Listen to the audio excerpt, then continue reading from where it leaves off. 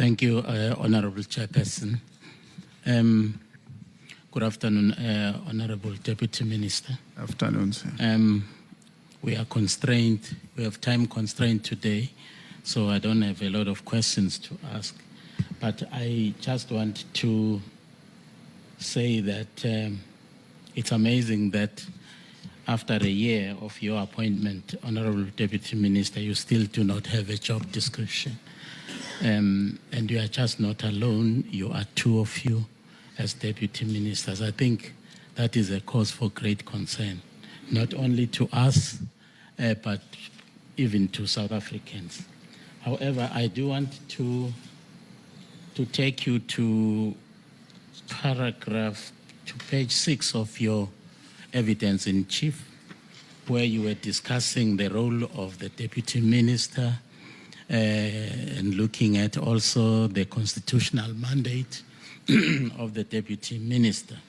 But on paragraph 11, there is a telling comment that you are making there, where you are saying, and I quote, the interface between the executive oversight and operational authority within SAPS is constitutionally significant and institutionally delicate. I would invite the Honourable Minister to a little bit expand on that and just unpack for us, what do you mean? What is delicate about what you are actually saying here? As I thank you, Honourable, thank you through you, Chair.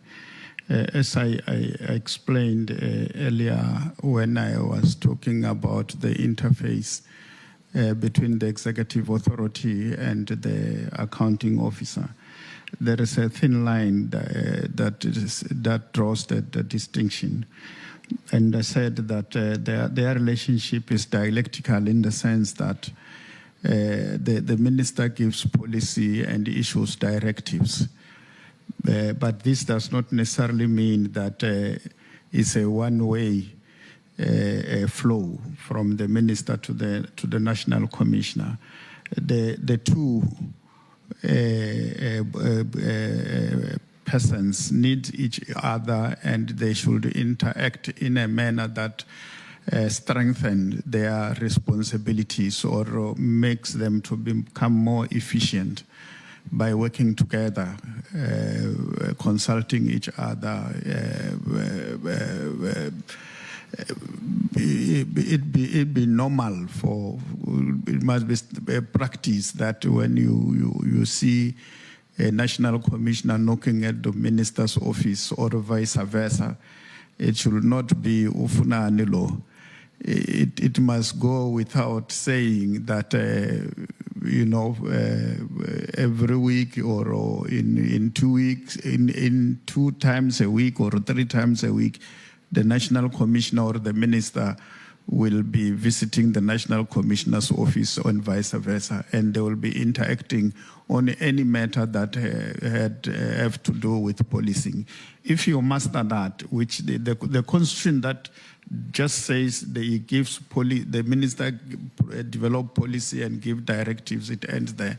It doesn't say the minister must see the commissioner every week or every fortnight or every month, but practically the two must interact in such a manner that there is nothing that they don't talk about. It must not happen that you find a situation wherein the two can meet, whether in a funeral or a social occasion or anywhere, and there are issues that they need to deal with and they don't deal with them and they surprise each other. It mustn't happen. The matter that I think we have not mastered very well as a country, even though we are becoming better from experience, is how the two interface. If I'm appointed a minister or I'm given a responsibility of a government entity, when I arrive there, suddenly everybody who is there must be moved somewhere. I must bring new people because I can't interact with the person that I find in there. And in most cases, you don't have continuity in terms of those who were running that institution before you came. And all you need when you go in there, yes, you have got this executive authority, but you have it within a context of an accounting officer and vice versa. Thank you. Thank you, Honorable Deputy Minister. On page 9 of your evidence in chief, paragraph 20, you are actually saying, excuse me, if I may quote you, Minister Mkhwanazi's approach was to allocate tasks as and when issues arise. This ad hoc approach has its benefits and disadvantages. Can you also elaborate a little on what are the benefits, what are the disadvantages of this approach? Of having issues clarified earlier in the day, they are huge. But when you don't do that and you act as and when issues arises, you have difficulties. Difficulties that makes honorable members to persistently raise the questions they have raised about this non-delegation of responsibilities. It's not ideal. It's not good. It affects everybody, and even the staff in the office gets affected. They raise issues. My head of my office have been raising issues with me around these issues because they affect how they do things or how they have been doing things before. So the sooner a matter of this nature is resolved, the better. Thank you, Chair.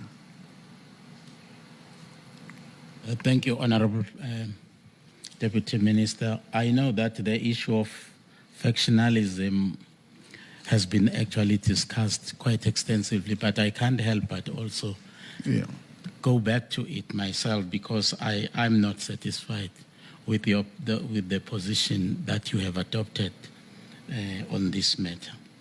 Because you state in your evidence, Honorable Deputy Minister, that, and I quote, you are not aware of any factionalism in the police services, and unquote. Yet, in the same breath, acknowledge that members, and I quote, appear to struggle to work together, unquote. And that there are, and I quote, elements who still defend apartheid system, unquote. How do you reconcile this contradiction? And would you actually agree that systemic mistrust, internal resistance, and parallel loyalties within SAPS are by definition markers of factionalism? Not necessarily.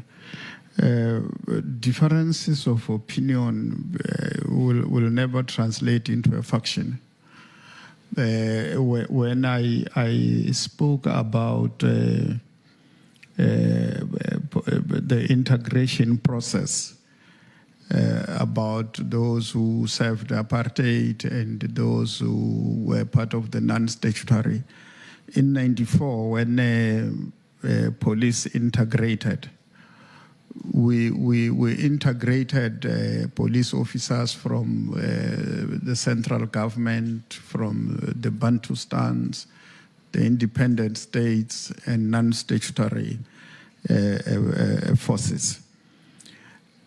By now, we're supposed to have concluded that process. But as we speak, Chair, we have the non-statutory project that has not been concluded. We are in court now by solidarity. We won the case, even though the judgment came almost after a year. after the hearing. And when we were supposed to move on to implement, the matter was appealed. And we are in 2025. We have not concluded that process. That is a problem. But it's a problem that we are bound to encounter given where we come from. But the reason why I feel strongly that we don't have factions is because the issues that you have raised, Honorable Member, the differences that you're speaking about, the issues that were flagged of criminal elements influencing the police, I don't characterize those as factionalism in SAPS.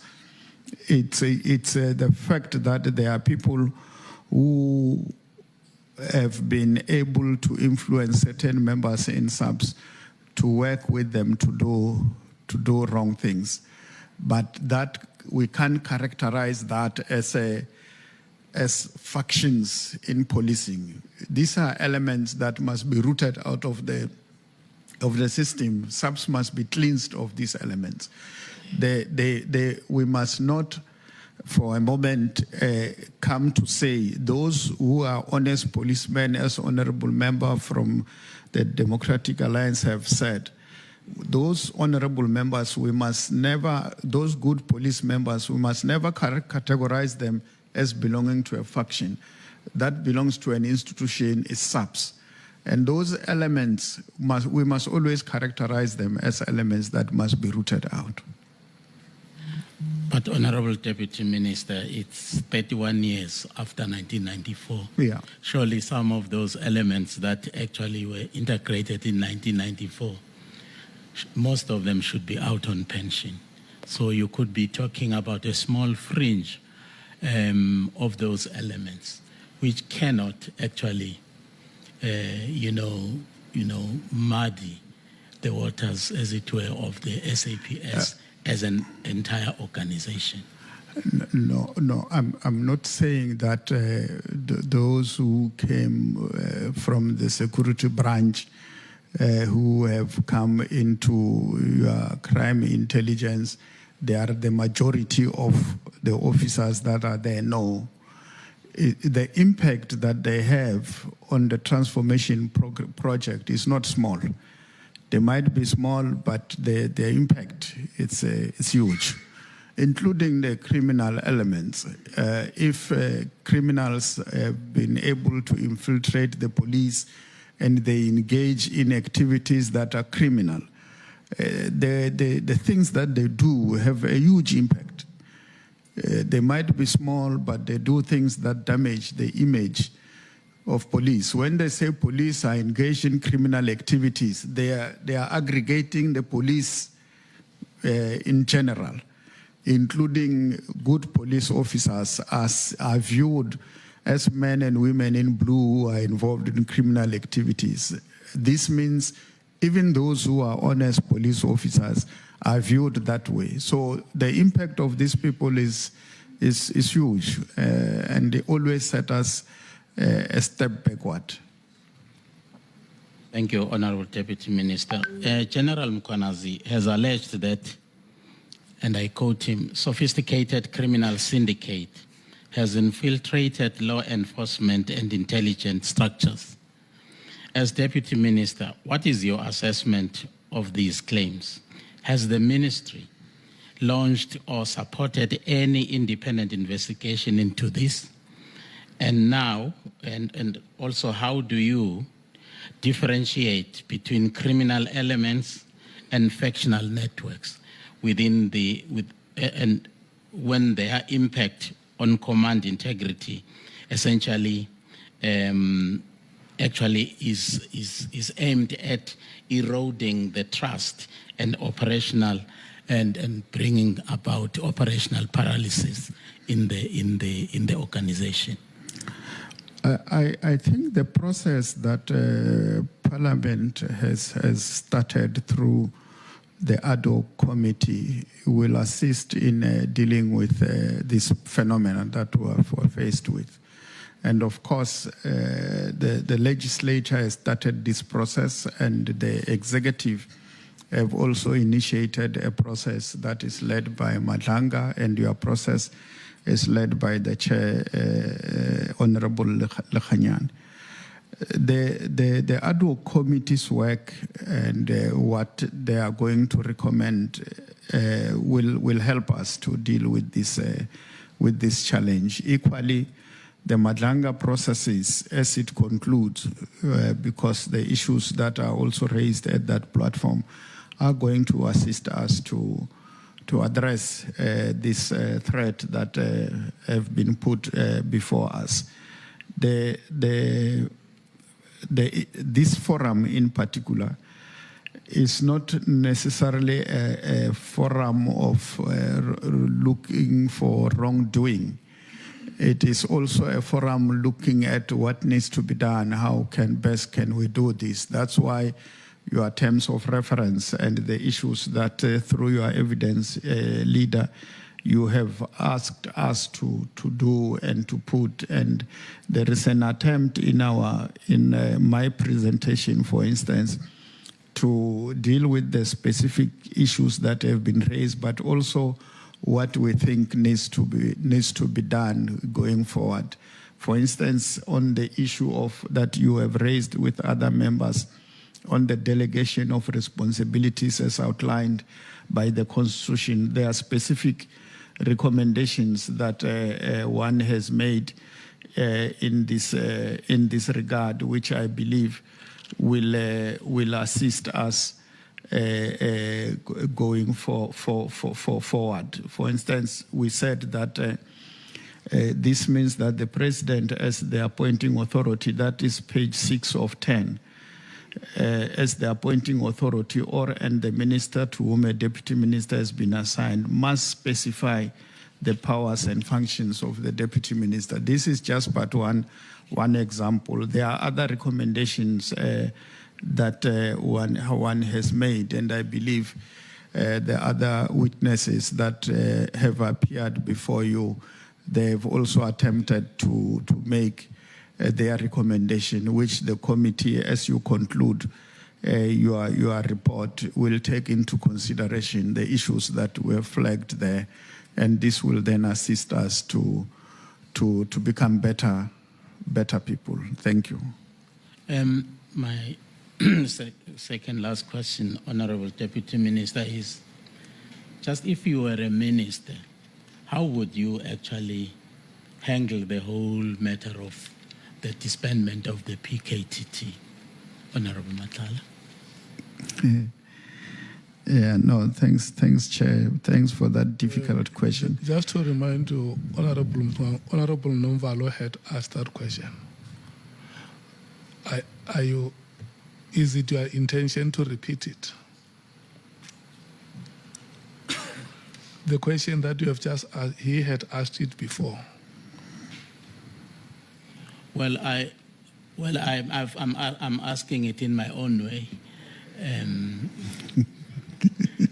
thank you. The same words in the same sequence have been used. So, look, there is no problem. If you want to repeat the sequence, it's okay.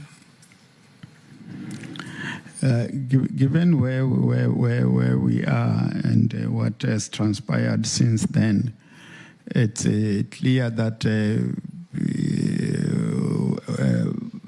with hindsight, you will handle an issue like this with circumspect in such a manner that you don't create a problem for the institution that you are leading.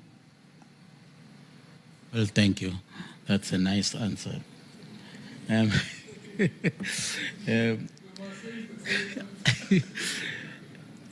Honorable Deputy Minister, suppose the minister had shared his reasons for the directive with you, and those reasons that he had actually outlined in his directive, the reasons for the disbandment of the PKTT, would you have agreed with him as sufficient reasons to actually disband the PKTT? Thank you, Chair, and thank you, honorable members. Obviously, we will have had an engagement, and the minister will have had the opportunity to have another view that will have assisted to then lead to a situation where a letter is crafted, but in a manner that it addresses or it becomes a product of that particular engagement. Mind you, he did indicate here that he didn't use the opportunity of what is available for him from his legal advisor to the deputies that he have and the national commissioner.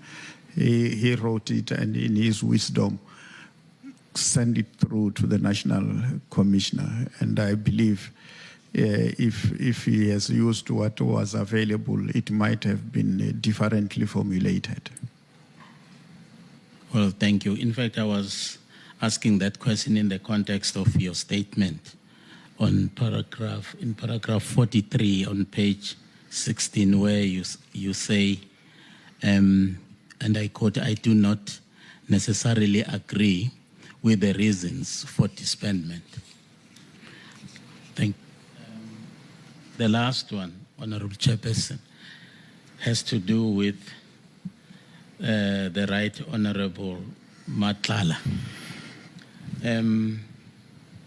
I just want to know whether Honorable who? Nhlanhla, not honorable only, the Right Honorable Nhlanhla. I actually would like to know whether the Deputy Minister has ever at any time been treated to the hospitality and the generosity of Mr. Nhlanhla, No. like the former minister Bheki Cele, who actually cannot close his mouth, and his, the way he was actually treated, and the hospitality that was actually afforded to him in Pretoria, in Nhlanhla's residence. I'm just asking whether the Deputy Minister has not had any opportunity to actually also benefit from Nhlanhla's hospitality and generosity. No. I guess because we don't know each other. Yeah, but